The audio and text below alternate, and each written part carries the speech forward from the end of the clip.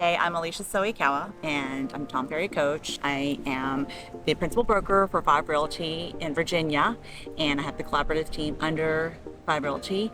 And this is Sara Lyman. Hello, I'm Sara Lyman. I'm a real estate broker in Massachusetts and New Hampshire. I'm also a coach for Tom Ferry. And I'm just excited to be with you today and learn more about what you're doing and share with all of your audience about what women are really capable of. Love it. And so this new journey for me has been all talking head videos so far.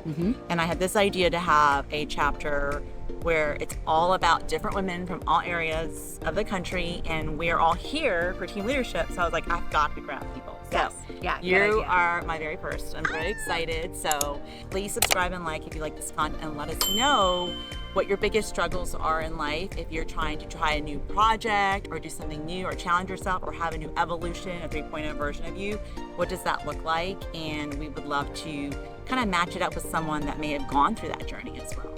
So, because sometimes people don't match up. And so you try to think about, who do I follow next to get me to the next person? Who's that avatar of who I want to be? Yeah, and it's always changing and evolving. So understand that you need different voices through your life at different points is so important.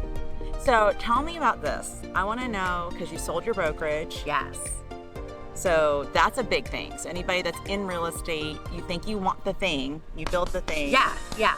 And you think you can't sell it, but you sold it. So what provoked that? And like maybe tell us a little bit about your like before, where you were at and where you are now, where you want to go. So Okay. It's like a boom, boom, All right. boom. I think figuring out where I'm going is still an evolution and process. Love it.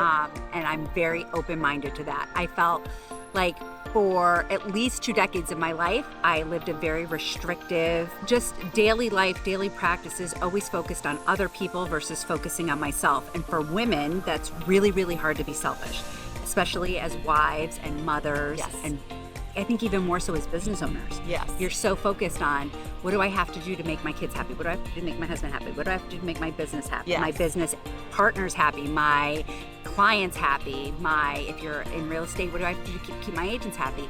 And so, after almost 2 decades of owning and running a brokerage, I just kind of decided I needed a shift in my life.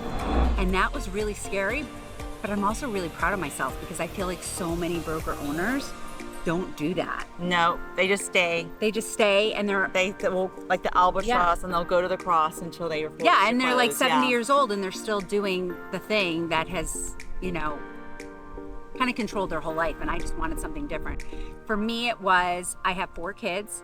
3 of them were all off in college at the same time. And I really took a hard look at how much of their middle school and high school I had missed. Yeah.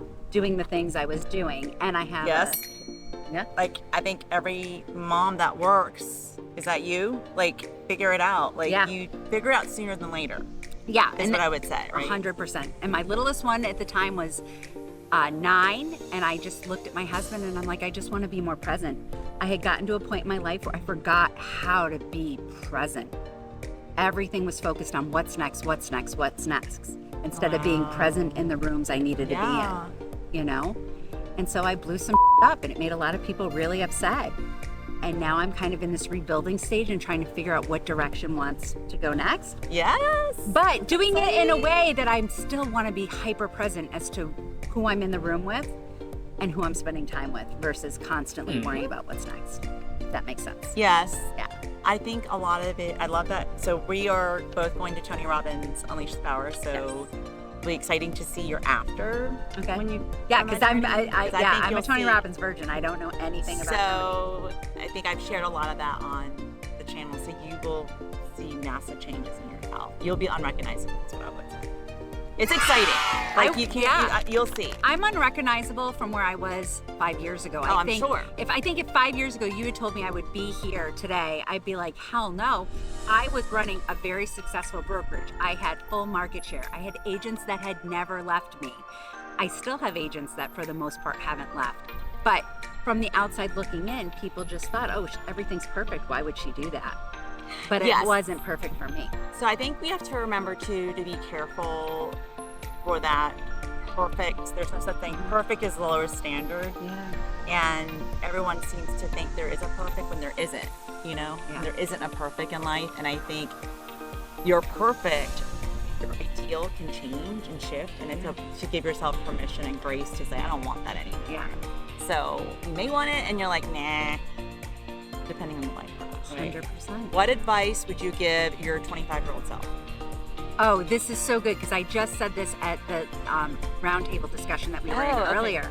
So I think everybody says, if you could go back in time, what would you do differently? And for me, it would be to give myself permission to make more mistakes and to people please less. Yeah. To put myself first versus always worrying about putting other people first. That is very good advice. I would also. Yeah. Well, thanks. I think you're a badass and you do that. So you're out there showing people that that's okay. It is okay because I know, like, I realize that other people's opinion is their opinion. Mm-hmm. And that's okay. And I always say that you can have your opinion. I have mine and I respect it, but this is what I need for myself. And if you don't like that, you don't have to like it. No. I'm not asking for you to be okay with it. Yeah. That's what everyone wants everybody else to be okay with it. Yeah. That's the problem. Yeah, I don't care what other people think anymore. I think we get to this point where like, yeah. I'm like, I'm just going to do me. I love you for who you are, but really trying to focus on that judgment-free lifestyle. Yeah. Well, I love but we that. are both wearing satin. We are kind of have like the matching outfits. That's why I was like, this is, let's do a video now. Thanks for watching. Okay, bye.